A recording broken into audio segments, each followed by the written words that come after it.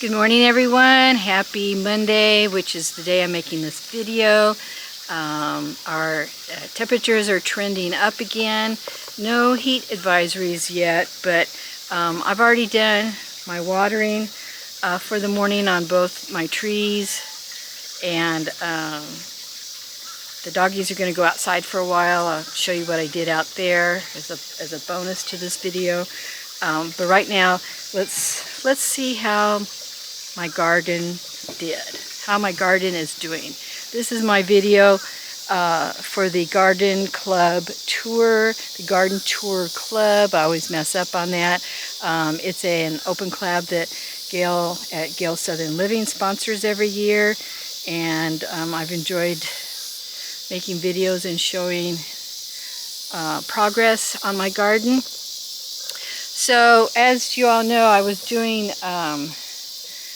Joe's and Corey's Grow TV contest, and I was going to do the zucchini. Jerry was going to do the sunflower. We were going to do the watermelon radishes, and what's the other thing? Oh, and the squash.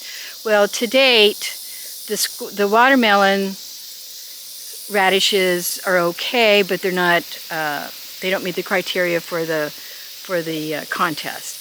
And I had started zucchinis, but I guess I started them a little bit too soon. It wasn't warm enough yet. So I thought, I've got these trees here in the front, fruit trees, that didn't make it with that first frost, with cold snap that we had. So I said, what the hey, I'm going to do Gail's trick, and I'm going to plant seeds. So this has two Black Beauty zucchini seeds in here, and I actually have two plants.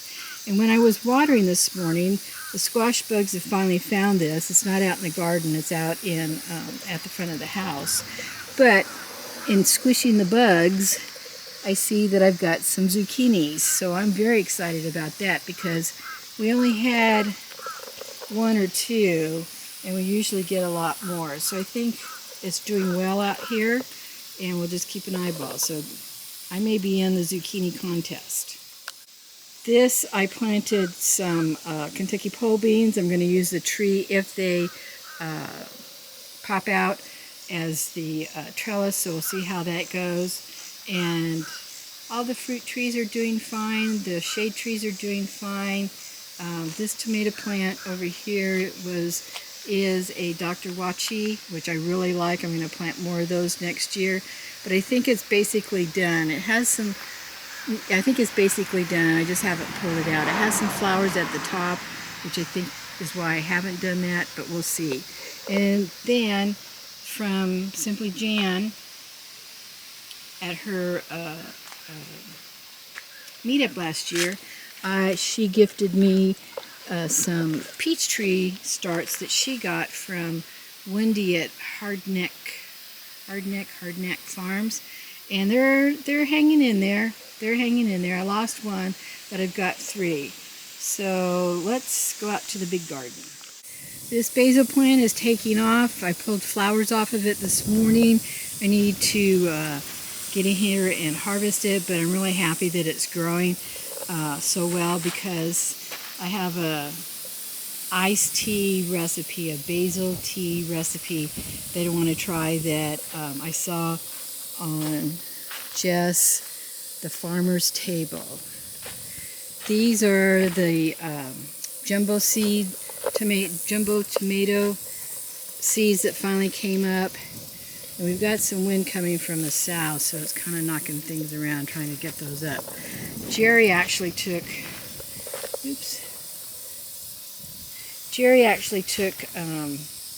this one and dug a little trench for it, and laid it down, and hoping it was right here, and he's laid it down up to here. I have this little rock here just to help, because when I water, the water forces a little much. So anyway, these were seeds, and I always say this every time, but these are seeds from Ryan Cook at Heavenly Hills Homestead in North Carolina.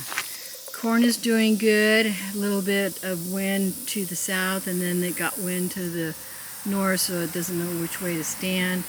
My lettuce is bolting. I need to pull it. I'm going to do some fall lettuce. As you can see, I've got flowers up here, so I'll be back out here to clean this bed up, this little bowl up. This morning when I came out,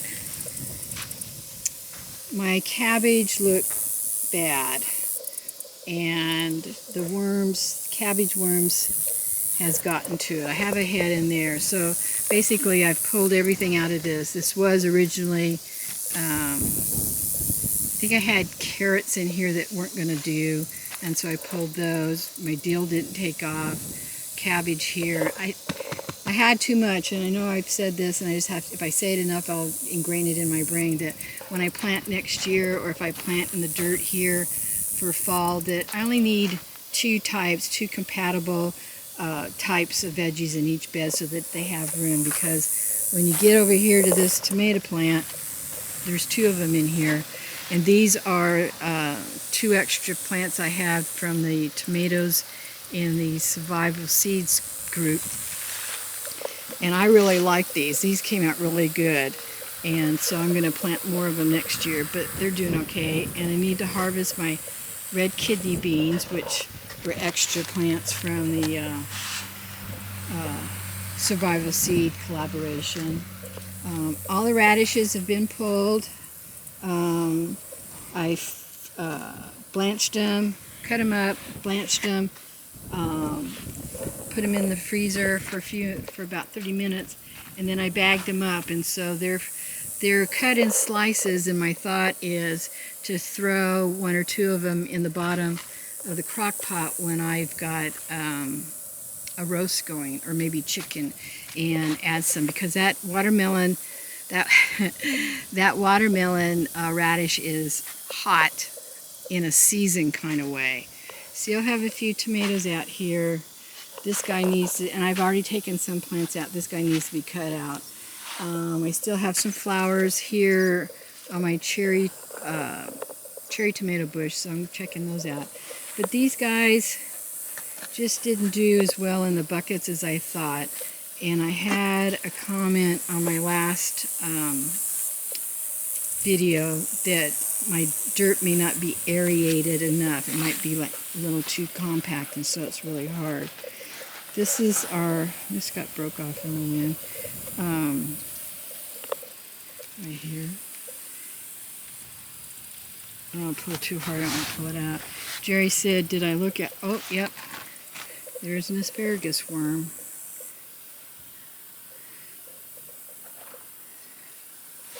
Give this to the chickens. We did our own thing with the copper wire in the dirt, and I know they talked about it on the Vineyard Chicks the other day, on Sunday. They actually gave away a pack of 12. Robert made these for me, and I think it does have an effect on what bed you have in here. I didn't do two beds of asparagus, one with and one without, and I probably need to do that better next year. In fact, I'm going to look up where Vineyard Chicks got that pack. It's like a pack of 12. It was a giveaway prize. So the nectarine trees did not have any problems with the Japanese beetle. However, this Bing cherry tree, or sweet cherry tree, I'm not sure which, but it is a cherry tree. We got it from Stark Brothers, and I almost added it to my replacement list from them, and you can see that it is coming back. I just kept watering it because it wasn't, get off there, grasshopper. I'll get you, booger. Way up here. I don't know if I can do this right.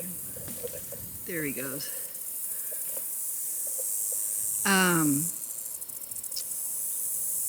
It just had the leaves eaten off by the Japanese beetles, so it came back. It's coming back, so I'm happy about that.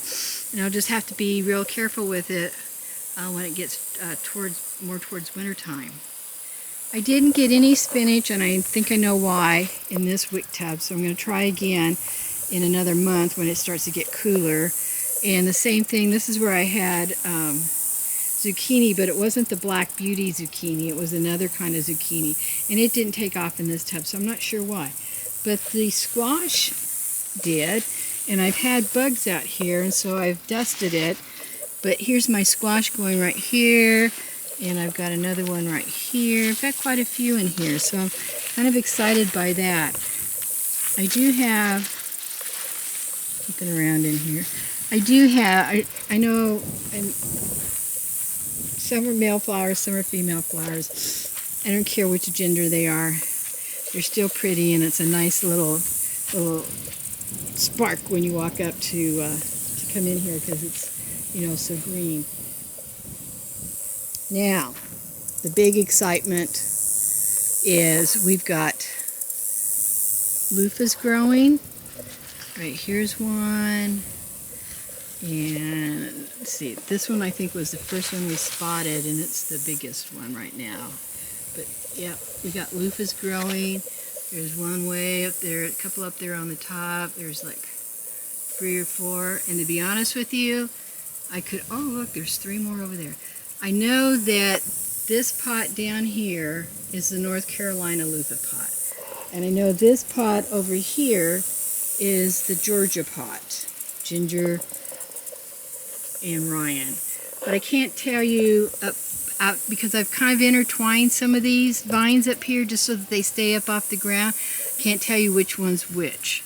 However, I can tell you that these are Haas gourds, birdhouse gourds. We've counted, we've got 2, and I did a short on this too already. There's 3, oh, 3 right there. One right here is 4, and they just seem to get bigger by the day. And then over here I've got 5 and 6. And I think we saw a couple more little ones starting, but this is always pretty to come out and see all these yellow flowers, you know, out here as well. It just kind of makes my heart sing. So, not too much else. Tomatoes are on the down, so cucumbers, we're going to do a few more cucumbers next year, Jerry said, because he wants to have Janet, Simply Jan Homestead, told him how we could do cucumbers in pickle relish, I think it is. Some kind of relish. Anyway, that is it for the garden tour. I'm going to see if I can get here in the shade. It's 10 o'clock here now, and the sun's starting to come out and or come up and over these big walnut trees. But that's our August Garden Club tour. Come back next month. There'll still be more stuff probably growing, and we'll be starting our fall garden, which is a whole different process we're going to do this time. And thank you for visiting here with me on Butler Family Farm. Until the next video, have a great day.